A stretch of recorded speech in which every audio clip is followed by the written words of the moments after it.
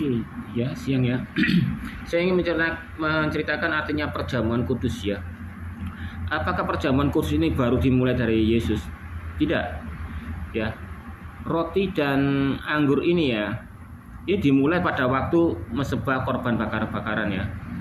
Waktu zaman Taurat itu ya. Tapi tidak diteruskan oleh orang Yahudi ya. Karena orang Yahudi itu takut dengan Yahweh, karena pada proses waktu Musa dulu ya, penghukuman itu ya. Jadi tidak diteruskan, dan juga kata-kata Yahweh pun juga tidak diteruskan ya, kata Yehova tidak diteruskan ya. Dia menggunakan lebih baik kata Elohim atau Tuhan lah ya. Ya. Mesebah bakaran ya, kita lihat ya.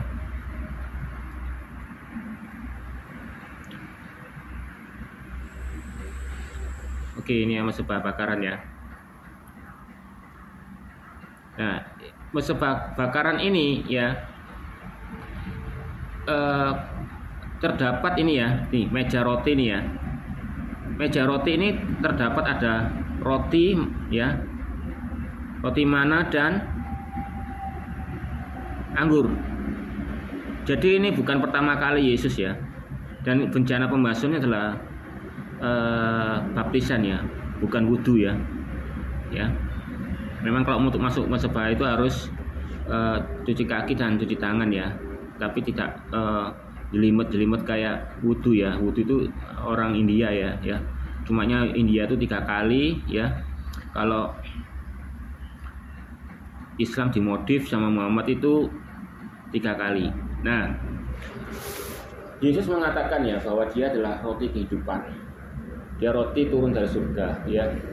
Itu hanya kiasan ya, bukan roti sungguh itu ya. Bahkan kita sebagai otak ya, gitu ya. Jadi zaman dulu waktu roti mana ya, walaupun turun dari surga ya, kalau diceritanya orang-orang sing kalau berhala-berhala ya, kang dewa-dewa kan mesti makanan yang asal dari langit kan pasti mengandung kehebatan yang mungkin kesembuhan atau hidup abadi. Tapi kalau di Israel enggak ya, mananya ini turun dari surga tapi hanya mengenyangkan aja ya, tapi buktinya ya orang Israel itu yang mati. Tapi Yesus ini ya diperumpamakan seperti roti ya, yaitu firman itu tadi ya. Mana firman itu ada daily bread ya, daily bread, makanan sehari-hari. Jadi firman Tuhan itu seperti makanan bagi orang umat Kristen, membuat roh kita itu semakin dewasa ya. Nah, jadi itu hanya perumpamaan ya, sama seperti di mesebah korban bakaran. Dan anggur ini ya, itu adalah darah Yesus ya. Jadi ya anggur juga asli ya. Jadi perumpamaan adalah darah yang tertumpah ya untuk penebusan dosa. Itu semua itu asal mulanya itu menceritakan dipersiapkan untuk Yesus. Semua Taurat itu pada waktu Yesus sudah ada dan disalib dan selesai dan bangkit, dia menceritakan sudah selesai, sudah finish ya. Alkitab itu sudah finish, tidak ada Yahweh tidak mengirimkan nabi-nabi lain lagi, sudah dia semua dipasrahkan kepada Yesus. Jadi orang mau percaya nggak percaya urusan, dia nggak akan mengirim nabi-nabi lagi gitu loh. Jadi itu adalah ya, Yesus adalah nabi terakhir ya, dan dia hidup.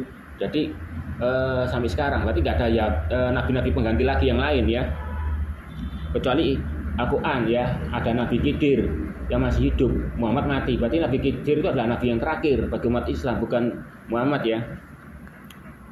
Masa di Al-Quran ada Nabi Khidir jadi gurunya Musa, tiba-tiba kok hilang, gak ada juntrungannya gitu ya kan? Bahkan Isa mengakui Nabi Khidir itu juga masih hidup sekarang. Berarti Nabi Khidir yang nabi yang terakhir, bukan Muhammad, karena Muhammad sudah meninggal ya. Nah, ini hanya kiasan ya. Makanya ya Yesus ngomong, tubuhku adalah benar-benar makanan, darahku benar-benar benar-benar minuman, ya kan? Nah, orang Muslim mikir, kanibal loh, kiasan kok. Mau tak buktikan hadisnya. Kalau zaman Muhammad itu umatnya pernah minum darahnya Muhammad buat untuk kekuatan dan apa-apa. Iya, tunggu sebentar ya, saya carikan. Irsyad Hadits Syria ke-28 ya, meminum darah Rasulullah ya. Pada waktu itu ya ini ya. Ini. Memang pertama Al-Quran haram darahnya haram. Makanya Muhammad tuh aneh. Dia mengatakan haram tapi halal. Ada yang hadis bilang kalau makan babi asal menggunakan menyebut nama Allah akan jadi halal. Kan kontradiksi, nggak sesuai, bertentangan gitu loh. Ya sesuai dengan omongannya, dia melanggar sendiri, dia buat sendiri gitu loh. Ya. Ini ya. Nah, ini Al-Bu Basarak ya 638 ya ini. Sembunyikan darah itu ya. Ini pada waktu Muhammad bekam ya, darahnya diminum sama umat-umatnya. Jangankan ini, budaknya aja pernah minum ke air kencingnya, dianggap suatu berkah, ya kan? Darah asli, ya, bukan Yesus itu hanya kiasan, ya, roti dan anggur. Umatnya malah lebih parah, minum darah aslinya Muhammad, bayangkan, ya, menyedot darah pipi Rasulullah, ya, diminum ya. Pada perang Uhud aja ya, umatnya juga minum darahnya, banyak ini, dan terbukti ini orang Islam sendiri yang ya. Padahal ngomongnya hadits, aku yang lain itu adalah haram, tapi sebetulnya ya buktinya melakukan. Jadi Islam tuduhkan itu betulnya menjelekkan dirinya sendiri. Jadi Yesus itu ya hanya menggunakan kiasan semua. Baptis ya juga kiasan. Baptis itu istilahnya kamu akan mati ya, meninggal dikuburkan ya, selam itu akan dibangkitkan. Itu hanya kiasan saja. Gak sesungguhnya mati langsung dipendem gitu kayak orang Islam itu pernah tirakat ya, dikubur gitu. Kan aneh-aneh pikirannya kan, konyol-konyol ya. Jadi itu ya. Waktu Yesus disalib ya, orang Islam bilang, Yesus telanjang sempakat. Ya memang harus ditelanjang, nggak ada orang salib itu pakai baju. Semuanya telanjang semua. Kalau semuanya pakai telanjang, Yesus sendiri yang telanjang berarti kan aneh. Semuanya telanjang. Kenapa? Biar mudah disakiti dan mudah kena air panas matahari dan tersiksa. Memang tujuannya salib itu memang hukuman yang paling sadis. Sebelum disalib dipukuli, dipecuti pakai pecut yang ada tulang-tulang yang tajam sampai nancep itu. Suruh bawa mikul salibnya sendiri, bayangkan sampai ke jalan Golgota itu berapa kilometer. Darah sudah terkucur keluar sunganu, ya. Nah, terus dia memberikan anggur asam. Nah, di Mazmur itu sudah dinubuatkan, dia memberikan aku anggur asam. Anggur asam bukan racun, tapi orang Muslim itu goblok. Dia bilang tuh anggur asam itu racun. Anggur itu pasti difermentasi pasti asam. Tapi anggur itu semakin lama disimpan gak bakalan jadi racun, jadi makin mahal. Beda kalau kamu bikin teh, ya. Di orang Jepang ninja dulu ya, teh itu dipendam dalam tanah sampai bertahun-tahun, itu bisa jadikan racun. Kalau nggak percaya coba aja kamu pendam teh ya sampai bertahun-tahun ya, kamu minum peserta 1 tahun lah, setengah tahun atau 3 bulan lah, pasti kan modal. Nah itu kita harus belajar sejarah juga.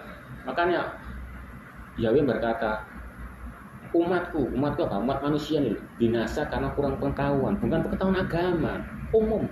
Yang paling penting itu umum dulu. Sebelum kita menyelidiki agama ini benar atau tidak, Islam itu benar atau tidak benar, sejarahnya dulu ada nggak? Mungkin sejarahnya nggak ada, ya. Mau dipercaya Islam itu gimana, ya? Jadi itu ya pertama ya. Jadi anggur asam itu ya anggur biasa ya, asam lah kalau sudah tersimpan lama, ya. Biar apa? Dia hanya mengecap, bukan meminum. Ngecap apa? Seiprit. Biar apa? Biar biasa mengeluarkan omongan. Dia ini ngomong sesuatu kepada para pembaca Alkitab dan murid-muridnya yang bersaksi ini ya, sama orang yang di bawah itu mendengar. Elai sabachthani. Dan elai sabachthani itu bukan berteriak minta tolong kepada Yahweh, enggak. Elai sabachthani itu lagu. Ya, Anda bisa lihat di Mazmur bahwa Daud menciptakan lagu Ela sabachthani, dan bait-baitnya itu apa? Mirip semua penderitaannya Yesus itu semua. Dia dikhianati dan sebagainya itu. Nah, dia baru teringat, lagu yang terkenal zaman Daud dulu yang diciptakan itu Ela sabachthani itu punyanya untuk Yesus toh. Hebat Daud rek. Menciptakan lagu untuk keturunannya yang sebelum ada itu diciptakan dulu untuk mempersiapkan dia. Jadi ibaratnya aku nggak ketemu Yesus, seorang dari keturunanku yang akan jadi Mesias, tapi aku akan sudah menciptakan lagu untukmu. Wah, romantis kan Daud itu. Memang Daud itu romantis, ciptakan lagu-lagu. Kalau Salomo itu menciptakan hikmat ya, tapi juga sama puisi-puisi gitu ya. Nah itulah kita harus ketahui. Nah, apakah memang Yesus memang telanjang? Apakah Muhammad gak telanjang? Saya tunjukkan hadisnya.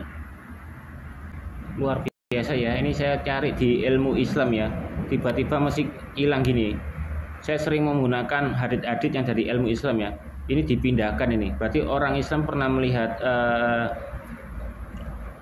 video-videoku atau video-video orang-orang ya tentang hadis-hadis, karena di ilmu Islam ini dihilangkan ini ya. Jadi sebentar ya, saya cari yang lainnya aja. Iya, ini kita lihat ya di hadis Sahih Al-Bukhari nomor 351 ya, karena ilmu Islam itu sudah dihilangkan ya, mungkin gara-gara pernah dipakai saya buat video hadis-hadis itu ya. Iya, ini mengatakan ya. Ya. Ini ya. Ini pamannya yang mengatakan, Muhammad, coba bajumu kamu lepas, ditaruh di pundakmu, tentu batu itu akan lebih ringan. Jadi nggak tahu Muhammad ini dibohongi atau apa ya. Akhirnya dia telanjang ya, lepas semua pakaianan. Kalau kita menurut tradisi sejarah orang Islam nggak suka pakai sempak. Makanya Yesus itu pernah disindir sama orang Islam tuh disalib pakai sempak dan sebagainya ya. Sedangkan orang Islam tuh nggak pakai sempak ya. Makanya kalau waktu itu ada hadis yang mengatakan ada seorang imam ya, caranya sobek di tambalan ya, pakai tambalan terus dia jongkok gini ya, sujud kelihatan pantatnya. Berarti itu dia nggak pakai celana dalam ya. Nah ini beliau nih ya, waktu nurut ya, dia lepas pakaiannya di pundaknya ya. Tiba-tiba beliau terjatuh dan pingsan. Setelah itu tidak pernah tidak pernah Nabi Muhammad ini terlihat telanjang. Jadi dia jatuh dan pingsan dan telanjang. Tuh, ya kan? Kalau salib kan telanjang karena suatu keadaan. Ini Muhammad menelanjangi dirinya sendiri. Ada lagi hadisnya ya, sebentar ya. Oke ya, karena ilmu Islamnya juga masih sekarang belum terkoneksi ya. Nggak tahu dipindahkan ya. Jadi kalau untuk application ya, lebih disimpan aja ya, karena suatu hari nanti hadis ini akan dihilangkan ya sama orang tua. Jadi ada kontradiksi ya. Ini di Ahmad ya. Di Ahmad 22684 ya. Ini menceritakan ya, pada waktu sama yang ayat yang tadi ya, waktu Rasulullah itu mendirikan Ka'bah, menyusun batu ya. Nah ini Rasulullah nih ya di waktu Ka'bah ya. Nih saat Nabi Muhammad SAW ya membawa batu lembah naik sebatas punggung ya, sehingga aurat beliau terlihat karena kecilnya baju itu. Jadi waktu Muhammad ngangkat batu itu ke Ka'bah itu ya, gaunnya tuh terlalu kecil ya, sehingga waktu mbak batu itu kesingkaplah gaunnya itu ya, sampai sebatas punggungnya dan kelihatan zakarnya itu tadi. Nah, orang Islam menghina Yesus telanjang, sedangkan Muhammad bolak-balik.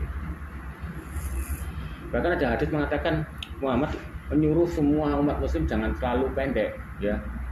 Bahkan ada hadis juga mengatakan seorang muslimah yang perempuan ya, jangan habis sujud langsung cepat-cepat bangun dulu, soalnya biar yang cowoknya bangun, karena saking mininya ya waktu dulu zamannya Muhammad itu ya, waktu bersujud itu semua kelihatan buah zakarnya semua. Nah, makanya itu biar perempuan nggak bisa melihat, jangan mendahului seorang laki-laki untuk bangkit dari sujudnya ya. Makanya sekarang sudah aman, saya kasih pembatas atau pemisah ya. Nah itulah bukti ya. Oke, sekian dulu.